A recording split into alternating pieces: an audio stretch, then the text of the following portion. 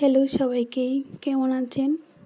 আজকে আম্মু ইফতার নিয়ে আসার পর আমার শাশুড়ি এমন একটা রিঅ্যাকশন ছিল।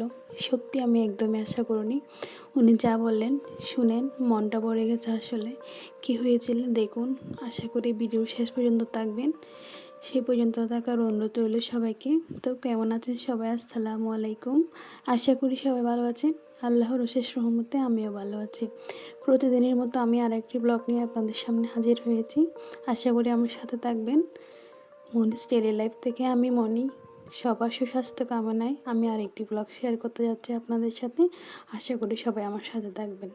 আজকের ব্লগটা আমার জন্য খুবই স্পেশাল আসলে, কারণ আজকে একটা খুব সুন্দর মুহূর্তে সাক্ষী হয়েছি। আজকে হঠাৎ করে আম্মু আর আমার বোন চলে আসছিল ইফতার নিয়ে, আমার বাসায় চলে আসে। আমি একদমই জানতাম না আসলে তারা আসবে। পুরো ঘটনাটা ছিল একটা সারপ্রাইজ, কিন্তু সবচেয়ে বেশি যে জিনিসটা আমাকে ছুঁয়ে গেছে সেটা হলো আমার শাশুড়ির রিঅ্যাকশন। আসলে আমি জানি না ওনার মনে কী ছিল, কিন্তু আমি যা সামনাসামনি দেখেছি তাই আমি এখানে বলবো।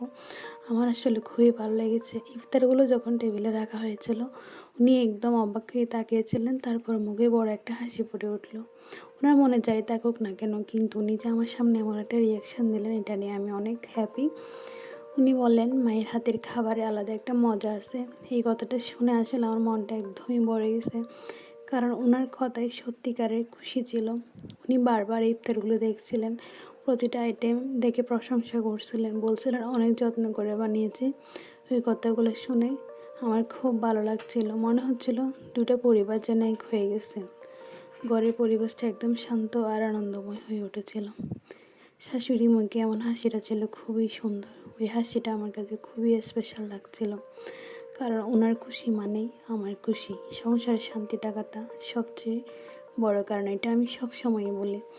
তারপর উনি নিজ হাতে ইফতার সাজিয়ে দিলেন, সবাইকে একসাথে বসে খেতে বললেন।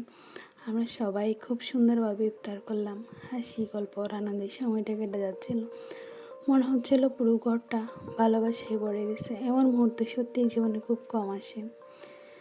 যাই হোক, আসলে যখন নিজের মা শাশুড়ি দুজনেই খুশি থাকে, তখন মনে হয় সব কিছু পূর্ণ হয়ে গেছে। আজকের এই ছোট্ট ঘটনাটা আমার জন্য একটা বড় সুখের স্মৃতি হয়ে থাকবে। শাশুড়ির ওই খুশির মুখটা আমি কখনোই বলবো না। ওই মুহূর্তটা আমার মনে সব সময় থাকবে, কারণ ওনার কথায় আমার মায়ের মতো মায়া ছিল। মনে হচ্ছিল উনিও আমাকে নিজের মেয়ের মতোই ভাবছেন। আসলে বিয়ের পর এটা খুবই ভালো লাগে যখন শাশুড়ি এমন কথা বলে। এমন অনুভূতি সত্যিই খুব শান্তি দেয়। সংসার তখনই সুন্দর হয় যখন ভালোবাসা থাকে। আজকের এই সত্যি আমি খুশি ছিলাম। মনে হচ্ছিল আল্লাহ আমাকে একটা এমন সুন্দর দিন দিয়েছেন। মার শাশুড়ির ভালোবাসা আমার জীবনের সবচেয়ে বড় শক্তি। এই স্মৃতিটা আমি সব সময় মনে রাখবো, কারণ এমন মুহূর্ত বারবার আসে না। আপনাদের যদি এমন ভিডিও ভালো লাগে অবশ্যই লাইক আর কমেন্ট করে জানাবেন। এখন যে পানের বাটাটা আমি হাতে নিয়েছি, এটা আমার আম্মুর ইমোশন। আমি সবসময় চেষ্টা করি উনি যখনই আসে আমারটা দিতে, ওনারটা নামতে বারণ করি, কারণ আমারটা ইউজ করার আগে কি এটা পুরাতন হয়ে গেলে এটা আমার স্মৃতি হয়ে থাকবে। একটা অংশ মনে রাখি আসলে সব সময়। তো যাই হোক, সত্যি আজকে একদমই আশা করিনি যে উনি যা বললেন আমার শুনে আসলে মনটাই ভরে গেল। এই ব্লগে আমার জীবনের সবচেয়ে স্মরণীয় ইফতার মুহূর্ত আসলে তুলে ধরেছি আমি। আজকের এই ছোট্ট ঘটনাটা আমার মনে অনেক শান্তি এনে দিয়েছে। মনে হচ্ছিল ঘরটা ভালোবাসায় ভরে গেছে।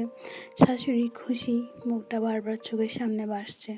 ওই হাসিটা আমার কাছে যে কত মূল্যবান শুধু আমিই জানি।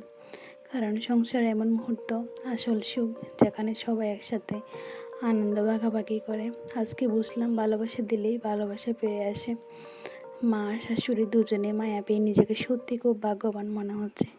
এই স্মৃতিটা আমি সারা জীবন ধরে রাখবো, কারণ এই সুন্দর মুহূর্ত বারবার আসে না।